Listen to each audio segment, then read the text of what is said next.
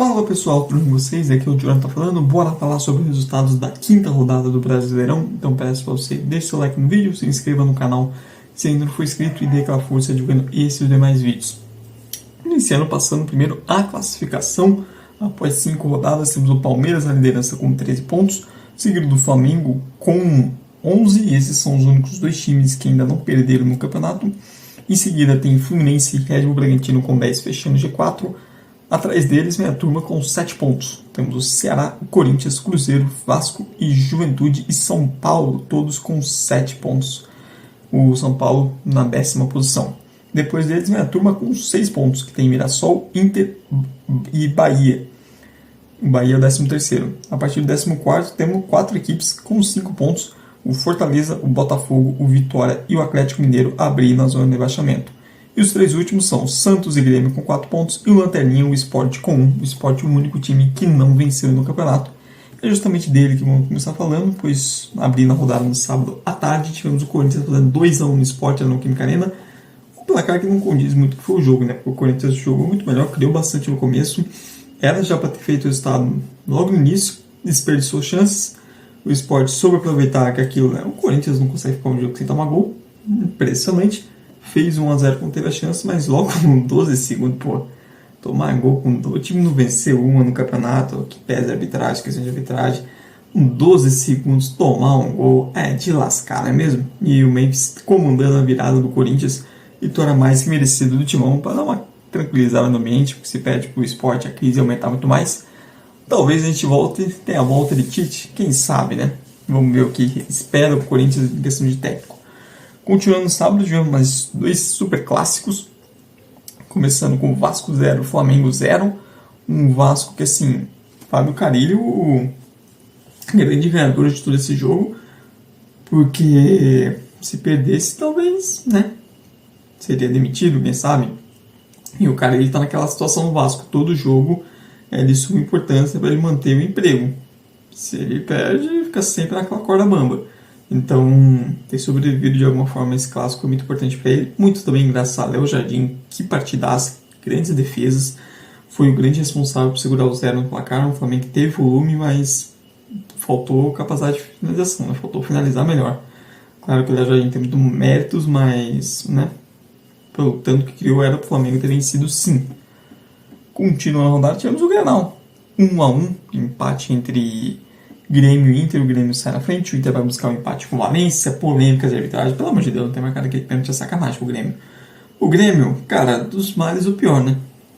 Toma 4 Mirassol, demite técnico, etc. Perder o Grenal seria mais um golpe duro, não ter perdido esse jogo foi muito importante para isso. Eu acho que a sensação que o Inter tem que ter é de, perdeu pontos, porque você pegou um rival, por mais que seja clássico fora de casa, você quer ou não, você pegou um rival fragilizado, depois se levar uma goleada fora de casa, sem trocou o técnico. Cara, era uma grande chance para o Inter vencer aqui e já subir um pouco na tabela, ficar com 8 pontos, o Inter ficaria na 5ª posição. E um campeonato que já começa Palmeiras e Flamengo querendo fugir, se você quer ficar ali, quer entrar nessa briga, tinha que ter vencido esse jogo. Eu acho que o Inter sai lamentando não ter ganhado esse clássico pela situação do Grêmio. Indo para os jogos do Domingão, temos iniciando um animado, Juventude 2, Mirassol 2. Cara, o time do Mirassol tem 6 pontos aqui, uma vitória, 3 empates, um empate, fez 9 gols e tomou 7. É um entretenimento, né? Os jogos do Mirassol, assim, é de certeza de animação, porque o time mostra uma qualidade ofensiva. O trabalho do Rafael Guanais nesse sentido é bem interessante, de mostrar capacidade ofensiva, um time que vem se mostrando capaz de fazer gols, mesmo contra adversários mais fortes. Isso é muito bom. Cara, só que precisa defender também, né? Nada adianta o ataque funcionar bem se a defesa meio que, né, não sustenta. Eu acho que o Mirassol precisa avançar também nessa ideia de colocar o Walter logo titular no lugar do Alex Muralha. Mas falta mais qualidade também. Eu acho que é um ponto que ainda tem a evoluir. Ainda assim, é um começo bom, um começo melhor do que o esperado. E o Mirassol foi o primeiro time aí no Jacone e sair sem ser derrotado no ano. É algo grande. O Juventude, semana ruim, né? Tomar 6 do Flamengo sem conseguir competir e ainda por cima não ganha em casa. O campeonato de Juventude, especialmente no Jacone, vencer as partidas no Jacone, especialmente esses jogos diretos. Foi 5 vitórias, foi 5 Ceará, era para ser 5 contra o Mirassol. Então é um baita tropeço para o Juventude numa semana que acabou sendo bem ruim. Continuando já com a rodada das 4 da tarde, tivemos o último clássico do final de semana, essa rodada com 3 clássicos. São Paulo venceu o Santos por 2-1, começando muito bem no primeiro tempo, aproveitando também os erros da defesa do Santos. Ferreirinha marcando mais um gol para a alegria do Craque Neto, impressionante, né? Depois que o Craque Neto fez a promessa, tirou a onda com o Ferreirinha, ele passou a virar outro jogador. Mais um goleiro, ganhado quarto nos últimos jogos, e vai carregando em São Paulo nesse período sem Oscar, sem Lucas. O Luciano também, né, como se estivesse jogando super bem. Ele está sendo esse jogador, está sendo o jogador que o São Paulo precisava. E assim, críticas ao trabalho do Zubeldia à parte, o São Paulo não perdeu nenhum jogo ainda no Brasileiro. 4 empates, são 4 empates. Empatou com a Alianza Lima Libertadores, empatou, mas assim, está conseguindo sobreviver, se amarrar nos resultados. Eu acho que pro São Paulo tem mais, não é nem só questão de técnica, também precisa ter mais elenco, né? O elenco do São Paulo é curto, eu já sabia disso, já tinha comentado isso em vídeo anteriormente. Mas ainda assim o time que está conseguindo se manter, sobrevivendo, né? Tá conseguindo não perder jogos pelo menos. Até porque ainda assim, uma sorte do São Paulo é que a linha de defesa, principalmente o trio ali, a Arboleda no flanco, a zaga assim, principal, o Rafael também. E o Rafael de novo. Se o São Paulo não perdeu nenhum jogo no campeonato, é por causa do Rafael. Contra o Atlético Mineiro, Botafogo foi decisivo. E contra o Santos também foi uma grande defesa. O São Paulo, que até também parece que o elenco está caindo bastante no segundo tempo, mas conseguiu vencer dessa vez. Enquanto o Santos é aquilo. Tá sem técnico ainda, vamos ver quem vai ser esse treinador.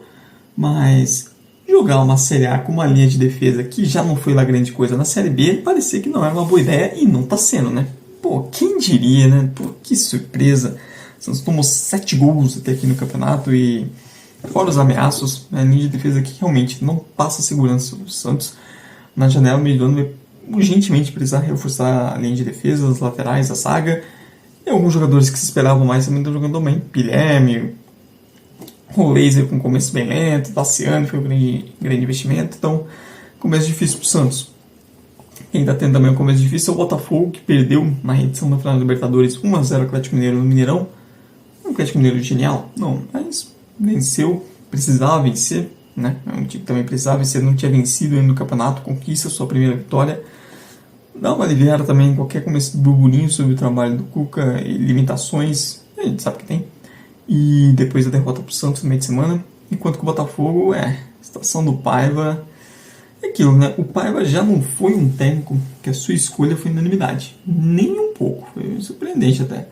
Então, assim, se ele não entregar resultados logo de cara, a situação dele vai ficar difícil. Porque você já não tem muita paciência da torcida, já foi um nome totalmente surpreendente e contestado. Se não conseguir dar uma primeira impressão inicial muito boa, não sei se vai ter futuro. E esse começo está sendo difícil. Teve aquele primeiro jogo contra o Palmeiras, a impressão foi muito boa, mas é um Botafogo contra adversários que lhe dão campo, que lhe dão a oportunidade de acelerar o jogo, ok, mas é um Botafogo que precisa criar até aqui. É um Botafogo que está sofrendo bastante. E mais uma derrota para o time brasileiro. Continuando, agora por horário das 6h30, tivemos ainda mais 2 partidas, iniciando para o Fluminense, que empatou com o Vitória. Primeiro jogo que o Renato Gaúcho não ganha nessa volta para o Fluminense. Sim, estava vencendo, acho que o Fluminense mostrou também que perdeu oportunidades. É um problema, né? Você tem que fazer o gol. O Fluminense poderia ter matado o jogo mais facilmente. Não fez e isso acabou custando caro. O Vitória conseguiu se manter vivo no jogo e foi lá contra a oportunidade, fez o gol. O Vitória foi uma semana boa, né? Porque o time, desde a reta final do estadual, vinha em baixa, vinha conseguir vencer, encarou uma sequência ruim, quando de repente consegue vencer o Fortaleza, que também está mal, e eu vou comentar a seguir, e consegue esse ponto contra o Fluminense. Muito importante para o Vitória recuperar a confiança, pensando até mesmo em Copa Sul-Americana, que tem jogo importante agora contra o Cerro Largo. Muito importante o resultado da Vitória, um ponto realmente que vale a pena. Saiu nessas últimas 2 sequências de jogo com 4 de 6 pontos, era o que o time precisava de fato. Continuando no horário das 6h30, tivemos o Palmeiras assumindo a liderança do campeonato, vencendo o Fortaleza no Castelão por 2-1, quebrando uma invencibilidade do Fortaleza jogando em casa no Brasileiro, que vem desde 2023, quebrando também um tabu que não vencia, o Palmeiras não vencia o Fortaleza no Castelão há vários anos, e grande resultado do time, um Fortaleza que conseguiu criar, o Everton foi o nome do jogo, não só pelo pênalti defendido no finalzinho, mas também por outras defesas durante os 90 minutos, e assim, é bom o Palmeiras também ver o Everton voltando a um alto nível, porque na temporada passada a gente já viu parecia um movimento do Everton de queda de desempenho, né, no passar da idade. E esse foi um Everton muito importante. E o Palmeiras que soube aproveitar a chance também marcar o gol. Uma vitória bem Abel Ferreira em pontos corridos, né? Super genial? Não, mas um time sólido, um time que sabe aproveitar as brechas do adversário e que sabe sobreviver aos jogos, mesmo em momentos ruins. Grande resultado do Palmeiras, que vem fazendo um bom início do brasileiro. São 4 vitórias e 1 empate, 7 gols marcados e apenas 2 sofridos, recuperando uma solidez defensiva maior que vem sendo perdida nos últimos tempos, e aos poucos também evoluindo ofensivamente. Falta o Vitor Roque desabrochar. Essa é uma coisa que falta, o time dar um passo a mais. Mas ainda assim, é um Palmeiras cada vez crescendo, e aquilo, né? Pontos corridos, Palmeiras, o Abel Ferreira, pontos corridos é duro. E o Fortaleza é mais um golpe, mais uma derrota, de novo essa fase ruim do Fortaleza, esse momento turbulento. É aquilo, né? Um jogo que você perdeu o Palmeiras em casa não é nenhum absurdo, mas um time que já vem mal, você perdeu no meio de semana pra Vitória, não conseguiu pontuar em casa, é complicado.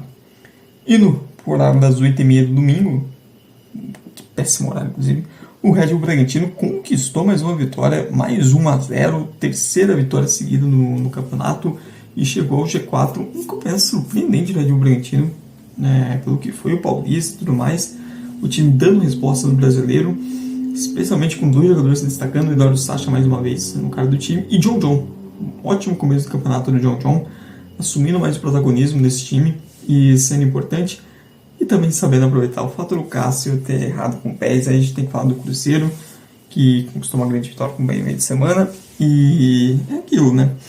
Eu já tinha comentado antes do campeonato que talvez essa questão do goleiro poderia ser um problema para o Cruzeiro, e o Cássio não está dando sinal de melhoras.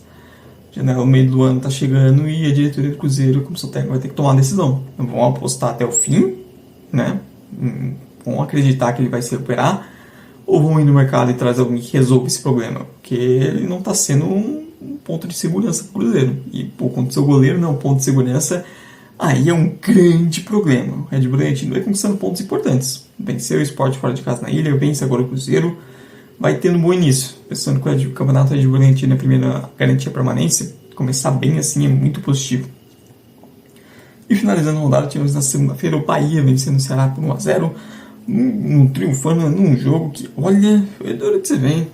A gente teve o gol do Bahia sendo no último lance ali, um pênalti que, meu amigo, se é contra o meu time, eu ia estar xingando tudo quanto é nome. Mas um Bahia que assim, teve mais iniciativa, mas não foi uma grande atuação, saiu vaiado no final do primeiro tempo, mudou algumas peças também. O Bahia parece estar sofrendo um pouco nessa administração de 2 competições ao mesmo tempo. Mas assim, precisava desses 3 pontos, independente de como fosse. E conquistou, mesmo sem empolgar, primeiro triunfo do Bahia no campeonato, tinha 3 empates, agora finalmente vence, finalmente triunfa e sai no rebaixamento. Contra o Ceará, que é aquilo, né? 7 pontos, um começo que ainda é bom. Eu acho que se lamentar porque, foi tomar o gol no último minuto dos acréscimos e de um jeito também deixar bastante irritado. Mas também não foi uma grande atuação do time do Ceará. A sensação que o time poderia também ter feito melhor. Se tivesse jogado um pouco melhor, poderia ter saído com um resultado melhor de Salvador. Mas é isso, pessoal. Essa é a minha visão. Deixe nos comentários se você concorda ou discorda. E não esqueça também de dar like no vídeo e de se inscrever no canal se não for inscrito. E dar aquela força jogando esses mais vídeos para ajudar quem está começando. Muito obrigado mesmo você que veio até o fim. Tchau, tchau e até a próxima.